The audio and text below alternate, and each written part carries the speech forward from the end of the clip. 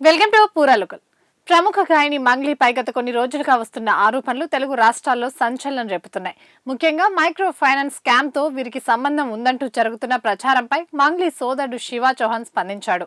గత 30 రోజులుగా తమపై వస్తున్న ఆరోపణలో ఏమాత్రం నిజం లేదని మంగ్లీ సోదరుడు శివ తెలిపాడు. నేను ఎక్కువగా ఆలయాలకు మాత్రమే వెళ్తుంటాను. మా అక్కపై వస్తున్న కుట్రపూరిత ఆరోపణలను ఖండించడానికే మీడియా ముందుకు వచ్చానని శివ పేర్కొన్నాడు. సోషల్ మీడియాలో వైరల్ అవుతున్న ఫోటోలన్నీ వాస్తవం కాదని వాదించాడు. మధు రమావత్, హేమాకాంత్ రెడ్డిలు తీజ్ పండుగ గురించి మాట్లాడడానికి వస్తే మంగ్లీ తన నెంబర్ ఇచ్చి శివతో మాట్లాడమని చెప్పారని వివరించారు. ఒక వెంచర్ ఆఫీస్ ప్రారంభానికి మంగ్లీని రమ్మని కోరగా ఆమె రానని చెప్పడంతో తాను వెళ్లాడని, అక్కడ డిన్నర్ తర్వాత దిగిన ఫోటోల్ని ఇప్పుడు తప్పుగా ప్రచారం చేస్తున్నారని తెలిపాడు. మంగ్లీ పుట్టినరోజు ఏర్పాట్ల కోసం వెళ్తుండగా తనతో వచ్చిన డ్రైవర్లు ఆ ఫోటోలు తీశారని, వాటిని చూపిస్తూ డబ్బులు ఇచ్చామనడం దుర్మార్గమని ఆయన ఖండించారు. సదరు వ్యక్తులకు ఆఫీస్ కోసం స్థలం కావాలనడంతో తనకు చెందిన ఫ్లాట్ చూపించానని, అడ్వాన్స్ ఇచ్చి అగ్రిమెంట్ చేసుకున్న తర్వాతే వారితో పరిచయం కొనసాగిందని శివ తెలిపాడు. ఈ మైక్రో స్కామ్ తో మాకు ఎలాంటి సంబంధం లేదు. నేను నమ్మే హనుమంతుడు సేవాలాల్ మహారాజ్ పై ఒట్టు వేసి చెబుతున్నాను. ఈ ఆరోపణలు నిజం కాదని భావోద్వేగానికి లోనయ్యాడు. దాదాపు 60 నుండి 90 కేసుల్లో ఎక్కడా తమ పేర్లు లేవని, బాధితులు కూడా తమ పేర్లను ప్రస్తావించడం లేదని ఆయన గుర్తు చేశాడు. పోలీసుల విచారణలో క్లీన్ చిట్ వచ్చిన తర్వాత తమ కుటుంబ గౌరవానికి భంగం కలిగించిన వారిపై న్యాయస్థానం ద్వారా పోరాటం చేస్తామని హెచ్చరించాడు. 14 ఏళ్లుగా కష్టపడి ఒక్కో మెట్టు ఎక్కుతూ వచ్చిన మంగ్లీని సోషల్ మీడియాలో కావాలని టార్గెట్ చేస్తున్నారని ఆవేదన వ్యక్తం చేశాడు. అడ్వకేట్ సుబ్బారావు చేస్తున్న ఆరోపణలు నిరాధారణమని, కోర్టులో తేల్చుకోకుండా మీడియా ద్వారా తప్పుదారి పట్టించడం సరికాదని హితువు పలికాడు.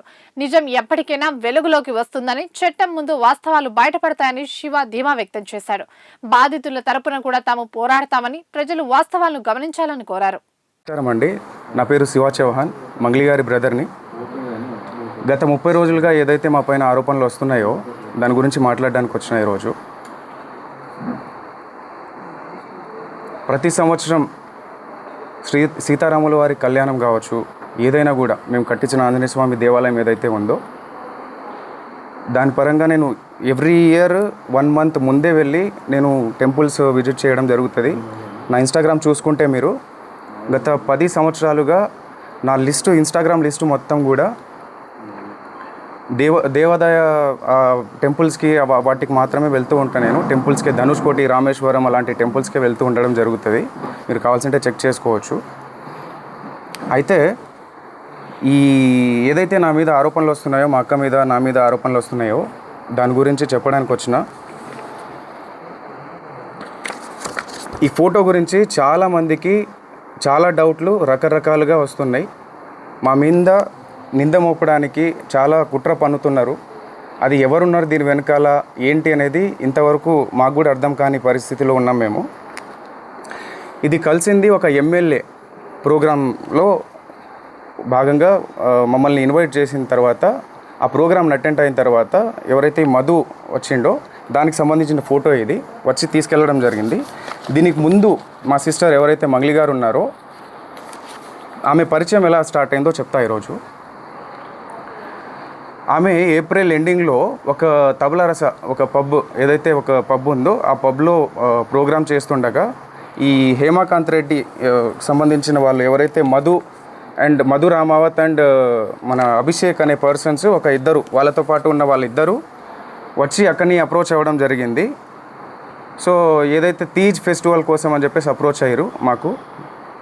నేను ఆ ప్రోగ్రామ్కి అటెండ్ అవ్వలేదు, మా అక్కకు మాత్రమే అప్రోచ్ అయ్యారు వీళ్ళు. సో తీజ్ ఫెస్టివల్ కోసం అని చెప్పేసి వాళ్ళు రావడంతో మా అక్కని అడగడంతో నా నంబర్ ఇవ్వడం జరిగింది ఆమె. మా బ్రదర్ ఏదైనా కూడా మా బ్రదరే హ్యాండిల్ చేస్తాడు, మా బ్రదరే దీని గురించి మొత్తం మాట్లాడతాడు, ప్రోగ్రామ్స్ గురించి మొత్తం మా బ్రదర్కి కాంటాక్ట్ అవ్వండి అన్న విషయంలో నా నంబర్ ఇవ్వడం జరిగింది.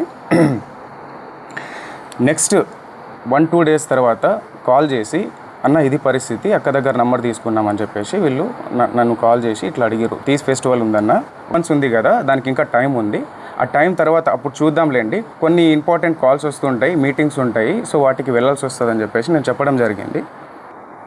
ఈ ఆఫీస్కి ముందు నాతో మాట్లాడేటప్పుడు, అన్న ఆఫీస్ వెంచర్ ఓపెనింగ్ అని చెప్పేసి మేము ఆ సంబంధించిన ఈ ఏదైతే ఆఫీస్ ఉందో రియల్ ఎస్టేట్ ఆఫీసు, ఇదే ఆఫీసు హైదరాబాద్లో కూడా ఓపెన్ చేద్దాం అనుకుంటున్నామని చెప్పేసి ముందే చెప్పారు నాకు.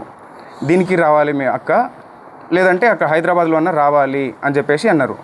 సో అలా అనడంతో నేను మా ఆఫీస్ ఏదైతే ఆఫీస్ పర్పస్ పెట్టుకుంటామన్న దాని మీద వాసవి అని చెప్పేసి మా ఫ్లాట్ ఉంటుంది. ఆ ఫ్లాట్ని అమ్మడానికి అని చెప్పేసి మేము ఎప్పటి నుంచో సేల్లో పెట్టినాం, అది 1 year బిఫోర్. సో వీళ్ళు ఏంటి ఆఫీస్ పర్పస్ మాకు కావాలి అని చెప్పేసి వెతుకుతున్నారు కదా అన్న ఉద్దేశంతో మేము ఒకసారి ఫ్లాట్ చూడండి, మీకు నచ్చితే తీసుకోండి అని చెప్పడం జరిగింది. ఓకే, సో దాని తర్వాత చూస్తామన్నా అని చెప్పేసి వచ్చి విజిట్ చేసిన తర్వాత మే 25th 26th మే 25th వీళ్ళు ఎమ్మెల్యే పార్టీ తర్వాత వీళ్ళు వచ్చి నన్ను అప్రోచ్ అయ్యి ఇది అన్న పరిస్థితి అని చెప్పేసి మాట్లాడడం జరిగింది. ఫ్లాట్ చూపించిన తర్వాత చూసుకున్న తర్వాత మాకు నచ్చిందన్న తీసుకుంటామని చెప్పేసి ఆ రోజు మే 25th కావచ్చు 6th కావచ్చు, డేట్ ప్రాపర్గా తెలియదు నాకు.